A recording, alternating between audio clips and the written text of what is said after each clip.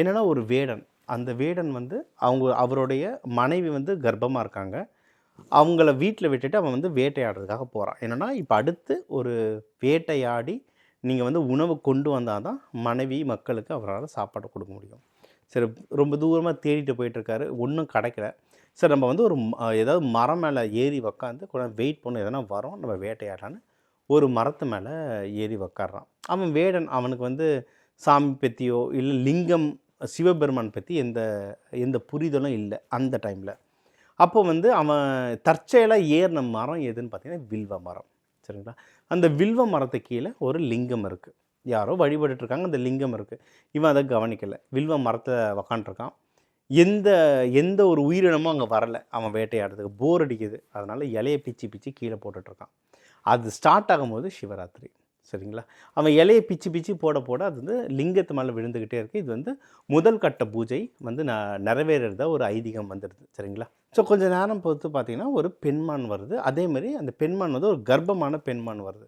சரி, ஓகே, இதை வேட்டையாடலாம்னு சொல்லிட்டு ஒரு அம்பு எடுக்கும்போது அந்த மான் பார்த்துட்டு சொல்லுது, நான் வந்து கர்ப்பமாக இருக்கேன், என்னை வந்து நீ இப்போ கொன்னுட்டினா எனக்குள்ளே இருக்க இன்னொரு உயிரும் இறந்துடும், அந்த பாவம் உனக்கு எதுக்கு, என்னை கொல்லாத, என் வயிற்றில் ஒன்றும் அந்த மான் வெளியவே வரல, அது பாவம் அப்படின்றாங்க. இவனுக்கும் மனசு கஷ்டமாயிடுச்சு. ஆமாம், நம்ம வீட்டிலே ஒரு பொண்ணு இருக்கா, அவங்களும் கர்ப்பமாக இருக்காங்க, நம்ம பண்ணக்கூடாது, சரி நீ போன் விட்டுடுறாரு. அந்த மான் போயிடுது. கொஞ்சம் வெயிட் பண்ணுறான், எதுவுமே வரல. திருப்பியும் போர் அடிக்குது, இலையை சும்மா உட்காந்து பிச்சு பிச்சு போட்டுட்ருக்கான். திருப்பியும் லிங்கத்து மேலே விழுது. அது வந்து 2ஆம் கட்ட பூஜையாக ஆகிடுச்சு. சரிங்களா? ஸோ 2 கட்ட பூஜை முடிஞ்சிடுச்சு. கொஞ்சம் நேரம் பார்த்து ஒரு ஆண் மான் வருது. நல்லா வாட்டா சாட்டமாக கொம்போடு சூப்பராக வருது.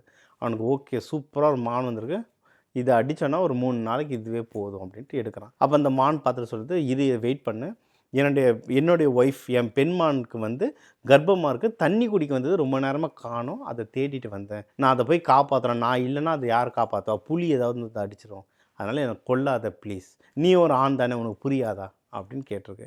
அவனும் ஆமாம் கரெக்டு தானே, நம்ம வீட்லேயும் இருக்குது ஒரு லேடிஸும் குழந்தையும் இருக்காங்க, இப்போ நான் இல்லைன்னா அவங்க அவசரப்பட மாட்டாங்களா, சரி நீ இப்போ வேறு பார்த்துன்னு விட்டுறான்.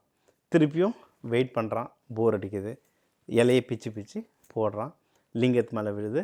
3வது கட்ட பூஜையும் முடிஞ்சிடுது. வைபன் ஸ்ப்ரிங் வெட்டிங் சேர், சுப்ரீம் ஃபர்னிச்சர், ட்ரூலி ஸ்டைலிஷ், எங்கேயும் எப்போதும்.